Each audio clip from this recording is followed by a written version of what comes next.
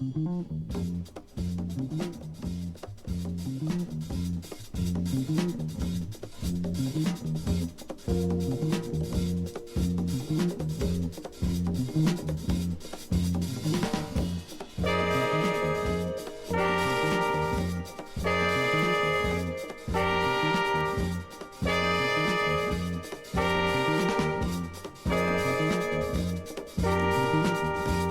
a mission given to me by Woody Shaw, Sunship, Dizzy, and John Kahn, dedicated to pursuing a piece of our cultural heritage through interviews with my music heroes, this is The Jake Feinberg Show.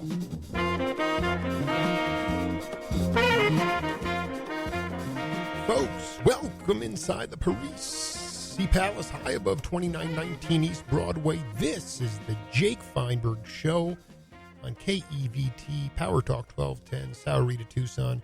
Thank you so much for making us part of your day today.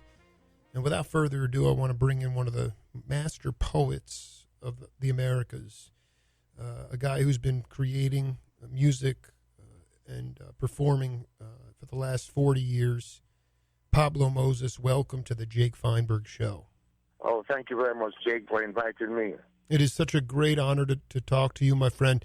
I want to, so many of your songs speak in great prose about injustice and about inequality and about the environment and so many things that are, really have come to fruition today in our world consciousness. But could you talk to the audience when you were younger about an injustice or something that you saw as a boy that really affected your worldview? Well, there's so many things that I've seen, especially in Jamaica, pertaining to Rastafarians, discrimination, but so much injustice in the sense that before, especially in the 60s and 70s, well, the 70s was a little bit better, but in the 80s it got rougher where Rasta was discriminated against and branded as the black heart man and that we were evil and people should be careful of us and our children could not get admitted to certain schools and certain jobs, even though you were qualified as a Rastafarian, you did not get that job. The one that is more within the church and Christian society, they got the opportunity over you. So those are some very much inequality that I've noticed. And also where the rich, gain all of the more lucrative and profitable lands, and the poor people have to be, living in zinc fence and zinc houses and all those things. So, so those are the things that I have really experienced. Can you talk about? Go on and on. No, okay, but this is interesting. In the '60s, this is before your professional career, but did you see more hope for the Rastafarian in the '60s? And how did you feel? And why did you feel more positive? No, well, in the '60s we didn't really see more hope for Rastafarians. It was mostly in the '70s when democratic socialism, Michael Mann, the party came into power. They make people know that the Constitution states that, and that I think they had passed certain legislation in the Constitution where everyone have equal rights under the Constitution and should not be discriminated against because of religion or color or sex or otherwise. So in the 70s, it was better. It was a time when Rastafarians really rise out of Jamaica and prove that they had creative potentials, and we could reach out not just to Jamaicans but to the world, musically and otherwise. So that's when Rastafarian really gained prominence in the 70s. Things always happen as you have children, I have children, but you always have these these memories that seem to stay with you from your childhood and for you growing up. I just was hoping you could talk about an experience when maybe you didn't totally understand what was going on. Looking back on it, though, it was really severe racial just discrimination that you witnessed. Could you share any story that comes to mind? I remember one time when I took my children to, in just in the 90s, early 2000, I took my children to a particular primary school. I just moved in that area, and they told me that there's no space at all for them because I'm a Rastafarian and when I came. So my woman, now my present wife, she wanted us to not, and I told her not to, because I know that in the society that we reside in, you find that there are a lot of discrimination and victimization against Rastafarians. So whenever I don't get through, I let her go, dress in the typical way that they would love. And yes, right away they accept my children in the school. So that's plain total discrimination. And then after that, when they look, they see me with the same children that they said there was no space for, telling them good morning and hello and so forth. And I just say good morning and hello and all that too. I don't even mention what they did to me or how it affected me. But, because we're fighters as Rastafarians, we don't really give up. We persist. Like I say, I'm an activist. I'm always on the bad list. So, absolutely. No, I mean, I want to know, this is, because you're not on my bad list, Pablo, okay? You've been an inspiration to me and to legions of people, ironically, of course, in Europe or in England and the United States. But can you talk to the audience? Are you saying that it really comes down to you talk about you guys are always being painted as the black-hearted men or you're bad men.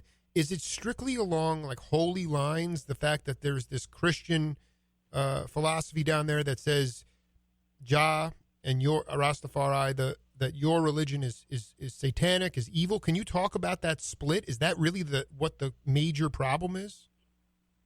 Yeah, I think that's one of the major problems. In Jamaica, and I think you have to understand that even the schools that started here in Jamaica, all of them basically were started through some form of Christian organization from during the days of slavery and beyond. So, and even though the government has taken over these institutions, they're still dominantly Christianized.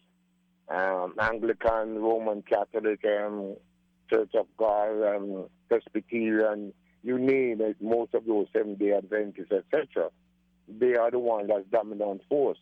So I think still, though, there need to be other legislation that should be put in place, especially when it comes to in the morning when they're dealing with worships, where they find that in Jamaica you have not just Rastafarians, you have Chinese people, that they're Buddhists, you have Jews, children that go to these school institutions, they're Japanese children, they are Indian children, so you have Muslim children that pays taxes and also they attend these schools. But what happens is that the institutions do not really show respect for those other people or denominations. And if you're not Christian ones, you still have to sit through their devotion. Because right now, my daughter she's in Immaculate, which is a Catholic school, and there are certain restrictions and so forth. My son also went to JC, which is was a Anglican school. So, all of the schools in Jamaica, all public schools are Christian or affiliated. Wow. Interesting. And so, are there any schools Rastafarian schools, or are they private and you have to pay a huge amount of money for them? Well, my first set of children went to a prep school named Bigamy Prep because they weren't really affiliated to any form of Christianity. Not just mine, Black Who, Ducky Simpson's children from Black Who, and Junior Reed, their children went to that prep school too. So it was not. But it's after they went to high school now. In high school now, it is mandatory that they have to be with devotion. And the devotion have to be, it is Christian oriented. It's mandatory, and if they don't, what will be deprived of them? They can't go to college? Well, they can't. If they object, then they put them outside, or they go into they get certain disciplinary actions and so forth. So I think that they need to me, I think that they need to change that. They need to put new legislation in place that that people, when the children go to school in the mornings, they should not do any form of devotion, but they should have patriotic songs to sing about their country and their people. Right, exactly. Right. Which consists of many different cultures. And Jamaica has a motto said, out of many, one people. So I think that the legislatures need to work on that expeditiously. Pablo, could you talk about, it was interesting, you create an amazing song, an album in 1975, Revolutionary Dream. Yes. I Man a Grasshopper came from that. It was a debut album. And then you for the next few years, you went to school, music school, and you started to... Yes. But I want you to talk to the audience, especially younger cats, younger musicians. I mean, can you talk about growing up, the street element of learning music? That, because nowadays you have a huge amount of music being taught in academia. You did both. Talk about the advantages of street learning as it related to your own individual artistic voice. Well, I must say that when I started to play music, I was given an old box guitar by a friend, and I got it repaired. In those days, it cost what, $10 Jamaican was to get it repaired. And as I got the guitar, I went to a music store on King Street and purchased a guitar's cards book and also a rudiments of music book.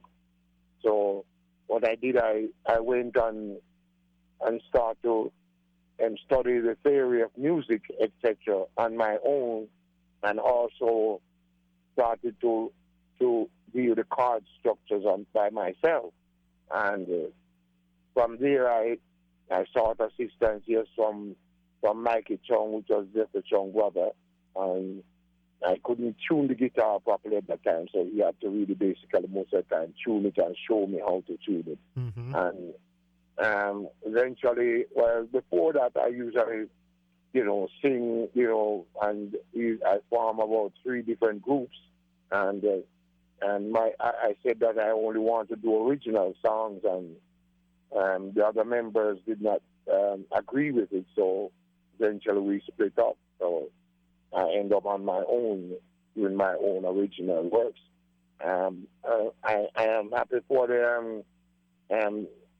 when I went and I took the audition for the Jamaica School of Music, I told you I didn't know that I was going to pass it because there were so much other people from different categories coming from uptown that they do jazz, they do blues, they do all of that stuff. But unfortunately for me, I passed the audition and I went to Jamaica School of Music for 2.5 years. Before that, I usually just sing, and most of my songs that I wrote, they would sound the same way, because I couldn't really I didn't know how to manipulate a musical instrument in order to really change chord progressions and know the different modes and different scale patterns in order to really make my song different. So when I got the guitar, yeah, all of that song, those songs and Revolutionary Dream is like every new progressions that I lyrics to them. So it's really that's my real starting point. Can you just say that last part again? You cut out there, very important part. Can you just say that again? Yeah, what I was saying is that, and most of the time what I did is I could get the chance. I get the chance when each different progressions that I learned on the guitar, I would write lyrics to those progressions, and that's where that album Revolutionary Dream really came out. Mm-hmm. It's like the birth of Pablo Moses in that respect. Pablo, do you feel that the fact that you didn't know how to tune the guitar at first and you were just figuring it out on your own, did that have a major influence on your voice, your inflection, your singing? I mean, the fact that nobody was telling you how to do it, how much do you give that credit for your own success as an individual artist? Well, I give myself credit for that, for my persistency, and at the same time, when I did not know something, what I would do is go to musicians that know things and know music, and also would give me certain hints, such as Mikey Chong and so forth, and I would get those hints and then apply those hints. So basically, I would say a lot of it is my work, majority of it, because I put all the effort to get it. But I should say that other people really contributed to me gaining that knowledge.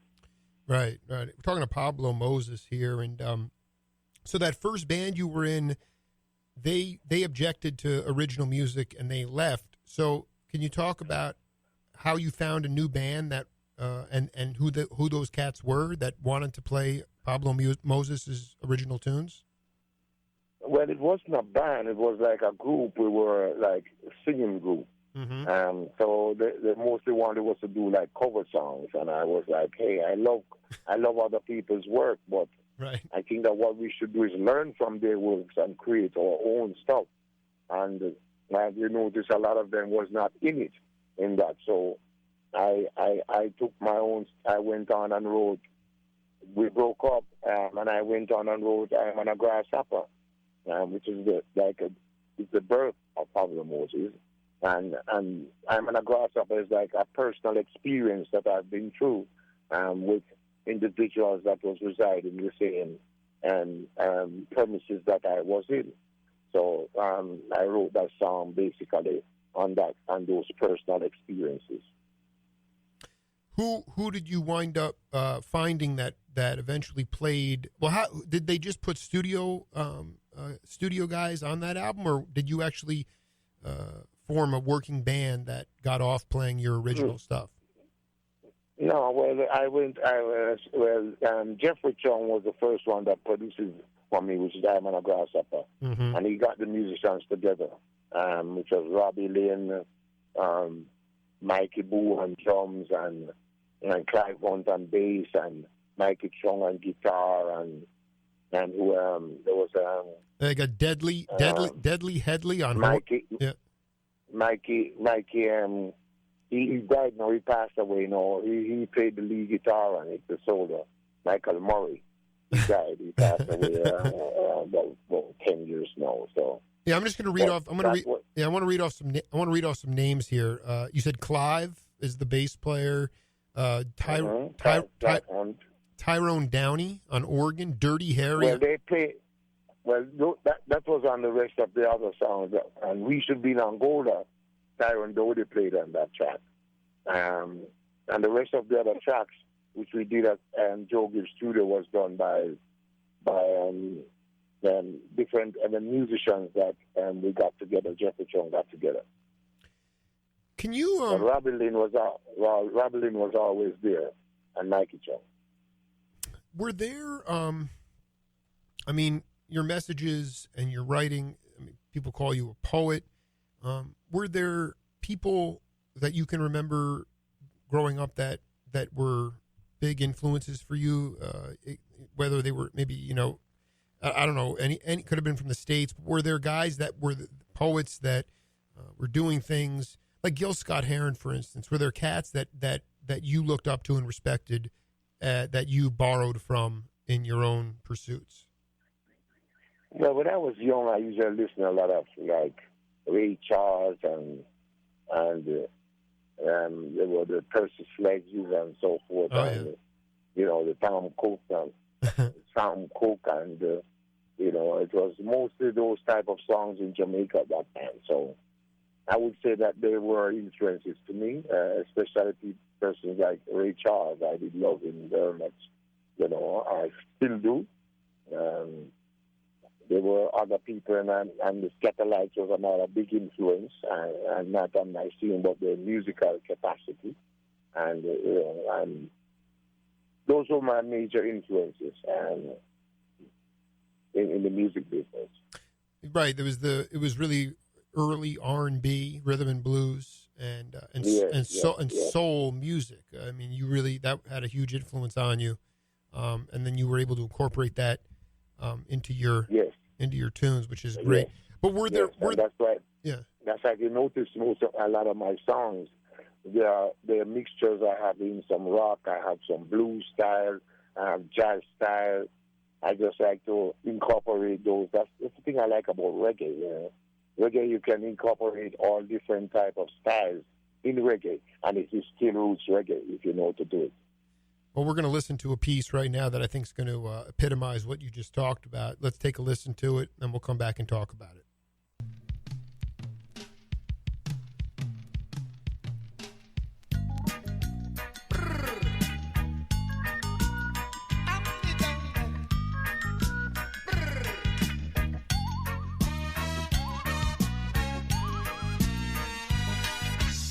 It's nice to be in New York. It's lovely to study in Rome, but when it comes to living, there is no place like home. You see, the West is wonderful, yet it seems so lack.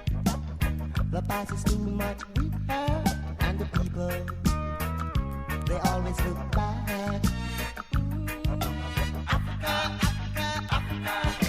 Africa is for me.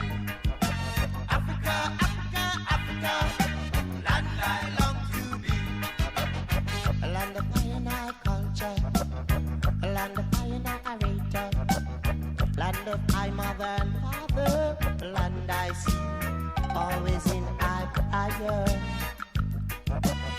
I will soon make physical treadings on your sacred and holy mountains. On your rivers I'll soon go rafting and drinking water from your idol fountain. Africa, Africa, Africa, Africa is for me.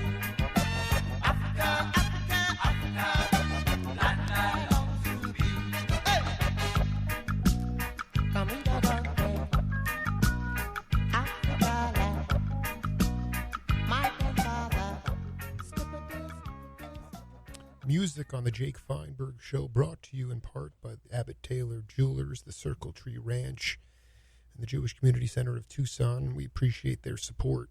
All right, Pablo, what is that tune, brother? Africa is for me, man. Yeah, that's right. On 1981 Pablo Moses album, Pave the Way, which was the first album that I ever picked up of yours, and it what a groover, man. What a beautiful... and what a great, and you can hear the elements of rock. I love the fact that you put the how much of that was done in the studio live, and how much overdubbing? Like, when you hear all the different percussion and the organ and were you the type of cat who wanted to get everybody in and do it live, or was there a lot of overdubbing? There were mainly, what we did first, basically, in Jamaica, when we lay in the roots reggae music, you'd be like drum and bass and rhythm guitar and the scat piano. And then after that, you put on the overdubs. So it's like synthesizers and your horns, and if there's only supposed to be guitar fills, you overdub those and so forth. So basically we start from the basic drum, bass, rhythm piano, and rhythm guitar. and then you would bring in horns or additional yes, percussion. That stuff is just percussion and so forth. So those are added instruments. Can you talk about the first time you went back to Mother Africa and the impact that it had on you? Well, it was a tremendous impact in the sense that the people were marvelous, and they were excited. They were accommodative in even at the hotel that I stayed. The workers they were superb, and we got along well. The show was sold out, and it was like over pack. It was almost like on stage. Mm-hmm. So it was very good. I enjoyed it very much. And my first time in Africa, and it was like I felt what I would say rejuvenated. I feel a certain energy. Mm-hmm. Coming from the soil of Africa, and to know that I'm in Mama Africa. Where were you? Were you in North Africa or South Africa? I went to it was East Africa. I went to a place named Djibouti. Mm-hmm. The small area in East Africa, and the people were mostly Muslims, but they had a lot of respect for Rastafarians and a lot of respect for Jamaicans in the whole because of the influence of Rastafarians and the songs that we sing and so forth, and in order to help liberate Africa and our stance against South Africa and so forth. They were gracious in many different ways. It was a pleasure to be there. When you talk about respect, musically, what did they respect about the Rastafarian, the reggae music that you were bringing there? How do you know that they respected it? Well, when I go on the streets, I walk on the street, it was like a host of people always following me around, and I have to be explaining things, and they'll be like, oh, in Jamaica, Bob Marley, Peter Tosh, and so forth, and they be like, and then I say, Pablo Moses. They say, Pablo Moses, and everyone. And so I had to stay indoors most of the time. Not that I don't love my people, but it's like you can't keep a low profile when you go out there because they recognize you, the way you dress, the way you move. They know, say, yes, these are not regular Africans. They are Jamaican Africans. They're African Jamaicans. So. Is Djibouti how big a place is it? Is it like a big city? Djibouti is a small. I think it's one of the smallest states in Africa, right across from the Red Sea. So, but they had would they have a store where the first Pablo? I mean, they knew you, they recognized you. Was there? There was a store. The radio stations mm-hmm. and all that. I had to go to the radio stations and do interviews and so forth. And it was a French colony. France was the one that colonized that area. So the people had just gained, I think, their independence. So they were really going through it rough too, because from they got their independence from France abandoned everything that they were building and so forth. They discussed. They built most of the projects that they were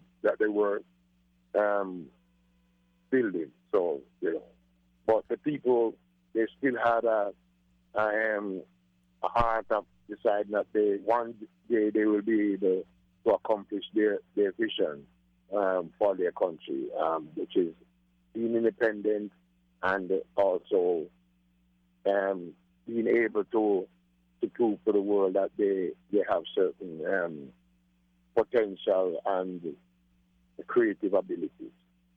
So going back to this is fantastic. I just going back. Are there any Rastafarians in the political government in Jamaica in the political process? Does the Rastafarian have any say as it relates to, like you talked before, you have devotion, but it would be better to have more patriotic songs about the country. But is there anybody in the political system? I'm sure there's a lot of corruption, but is there anybody in there that is a leading voice that you agree with? Well, I agree with some of the things that some people saying and so forth and all that. Yes, but I don't really want to get in depth in that. I know that's fine. Are there? I don't want to be tagged No, as of an course, individual that is of course on one side or the other. No, I mean, but are there Rastafarians in the political government?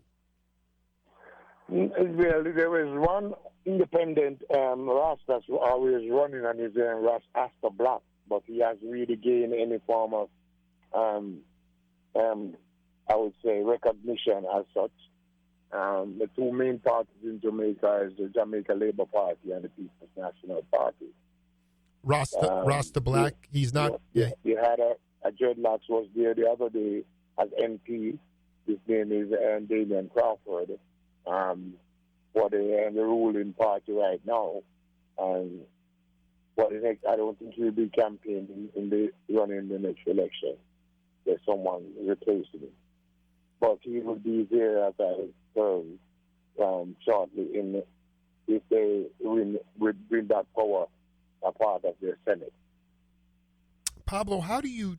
I don't know. How do you talk to your kids about diaspora, the drumming that the slaves, the communication and the language of the drum from in those slave ships that came from Africa to the islands?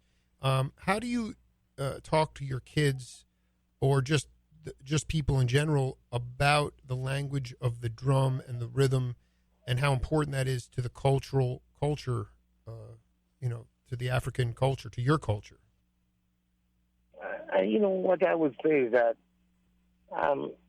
periodically, and then we touch some of those valid points to show that drum was the main communication tool that was used, not just in Africa, but also in parts of North America and so forth by the natives. So, and my children, most of them, I have 5 children, and 2 of them have been to university, and my other 2 right now, they are looking forward to go to university. So they get the chance to get exposed to certain literature that I have at home and so forth, and they know that I'm an Afro-Jamaican. I never have no intention of abandoning my African heritage or my African culture. I'm always letting them know about the other side, even though they see one side here, and from the society, they should always think about their African heritage, and make sure I give all of them African first and second names, so at least they can identify themselves right as Africans. Exactly. No, I'm saying, isn't it hard for them being immersed in a society that rejects most of what you believe or consistently puts it down? And then, I mean, you really have to push back against that yourself, Yeah, but what I do, I let them know about Rastafarians. I let them know, they know about Christianity. They know what is going on in the world. And I don't force anyone to say, you have to be Rasta, or you have to not like me. No, I don't do that. I give them a chance to choose their own path. If they want to put on the knot, then they're free. What I hate is when you force your children to put on a knot, and then they grow up later and they decide to get rid of it. Mm-hmm. That to me, that's a failure. So I think that it's best to let them know the truth, and if they wish to put on their knot, they're free. But I also let them know if you put on your knot, you have to live a certain way, because liberty is the main thing with Rastafarians, and you have to know that you have to be not partial. You have to be totally honest at all times in whatever you're doing, because honesty is the best policy, and we have to live up to that. It's not just something that you just pick up. It's something that you acquire along the way. and I would say nourish. So they have to know that honesty, because I make sure I emphasize that all the time. As a matter of fact, I'm here right now with my daughter and my son, because I pick up my son first, and then I'm at my daughter's school right now doing the interview, and I'm going to take her somewhere now, and then we go home. So it's always good. I let them make their own choices. I made my own choice. Absolutely. No, So I mean, this is great. Pablo, did you travel with your own cook? No, I never did. I did on about 2 occasions, yes, a North American tour. But basically, what I do sometimes, I tour Europe and so forth. I have like a rice cooker and so forth, and if it's a long tour, I make sure I do my own cooking, and so forth if I have to. Right. Unfortunately, sometimes you can't, so you have to go and make good of what is available there, and choose properly what you put into your physical constitution. Do you see? I mean, you've been an activist on many levels, and you've always been really into the environment, preserving nature. Can you talk to people here in the States about climate change, what you've seen, how the climate has changed in Jamaica over the last 40 years? Well, I must say this year is one of the hottest years that I've ever experienced, and I think this is due to climate change. And I do think that right now there are certain happenings right now with the ocean. I mean, the ocean is getting warmer, and even in the Arctic Circle, it's getting warmer. It's really terrible. So people like us in the islands that reside in the islands, our islands is at risk from the global warming, and it doesn't really. It might affect the bigger countries, but it doesn't affect them as much as it would do the small islands like Jamaica, etc. So I know right now,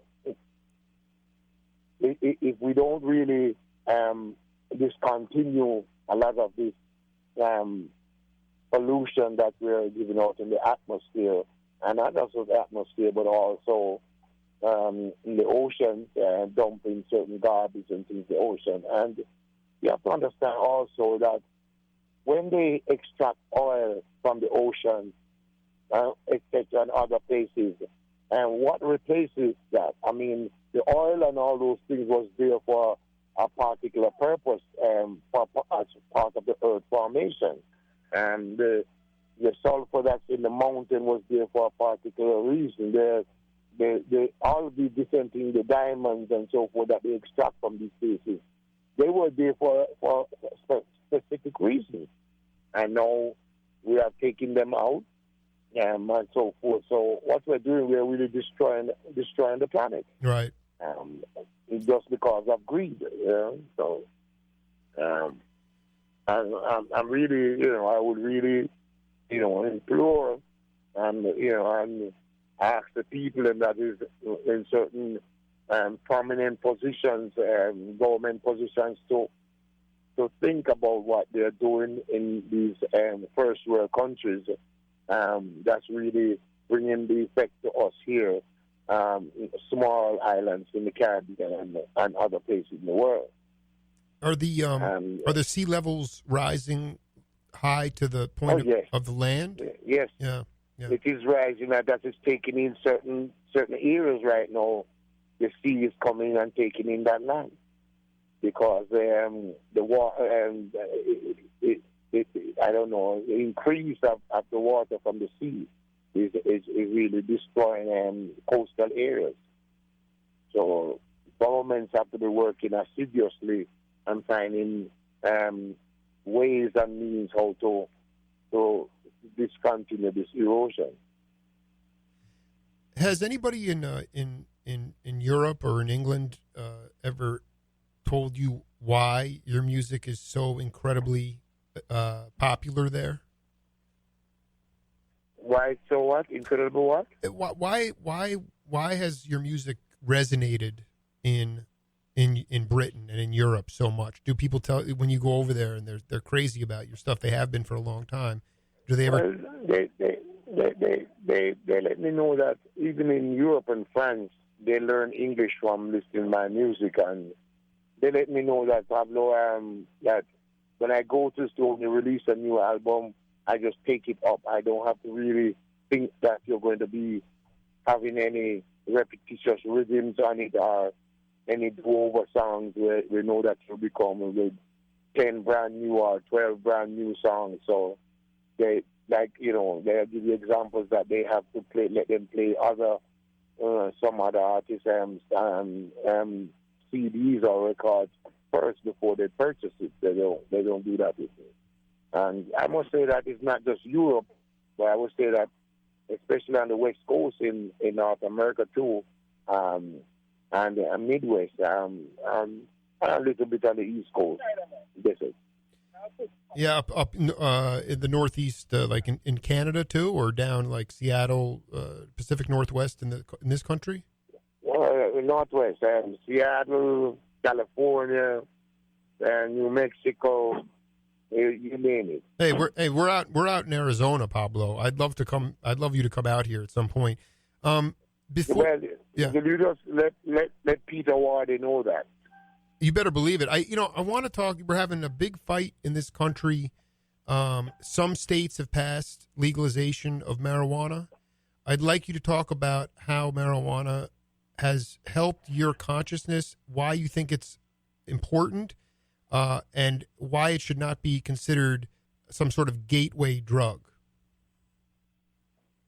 But I know that marijuana, as far as I'm concerned, herb has really, make me a more conscientious person, and it makes me be calmer, and I can also it makes me concentrate more on what I'm doing. Right. And it keeps me calm and I don't sick a lot. I really go to the doctor. So I think that what they put in herb on certain lists as dangerous drug, I think that is just a form of propaganda, or because they need to control the herb first before they really make free allow it to be free to the population without any problem. How can you give an example of how it's made you more conscientious? Well, first of all, one thing I know that when I smoke my herb, I don't love to go on the street. Mm-hmm. I love to read a lot. I'm a reader. I love to read a lot. It makes me, if I'm practicing my guitar, it makes me stay with it more.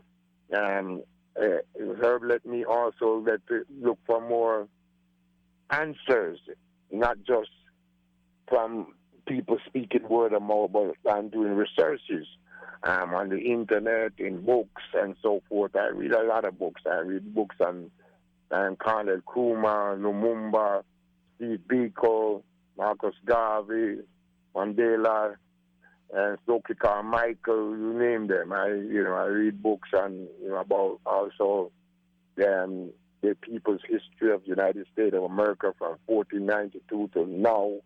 Yeah, I do a lot of reading. Mm-hmm. I love to read. And the marijuana helps slow your brain down so you can concentrate, right? Oh yes. Yeah. Oh yes. That's it. It helps me to concentrate a lot. In that respect. One final and also let me avoid conflicts too, because it makes you calmer. So if you don't have to war with anyone, you try your best to make peace. And the people that drink alcohol, I notice that they're ready to war quicker. Or people that take cocaine or crack, they have a more violent tendency and so forth. While the person that smoke herb, they have a calmer form way, and you can talk to them more than you talk to the other person. One final question for you, sir. can you talk about your concept of love and how you bring love to people in your life? Well, to bring love to people, first of all, you have to respect yourself. Then you show respect to people, and then people in return will show respect to you. Those that refuse to show respect even to you, even though you show them respect, what you do is continue showing them respect and love. And eventually some will come over, and those that don't want to really come over, they will stay there. So you allow them, you don't fight them. Because, eventually, if they're seeking, they will find. But just like it says, seek and you will find. Knock and it shall be open. Ask and it shall be given. So I always try to show respect and love for everyone. And I say, in order for your children to show you respect, you have to show them respect first, because they're learning from you. Mm-hmm. When you go out there and dealing with people, I think respect is very important in order to really distribute the love. So, as Rastafarians, we don't hate anyone. We have love for everyone, and we're not racist. That's another thing people have to understand. Rasta is a liberty, it's an inborn concept. It's all about equal rights and justice for all. It's not just equal rights for old people or adults. It's equal rights for all. That means children deserve equal rights. Adults deserve equal rights. And if you're gay, you deserve equal rights.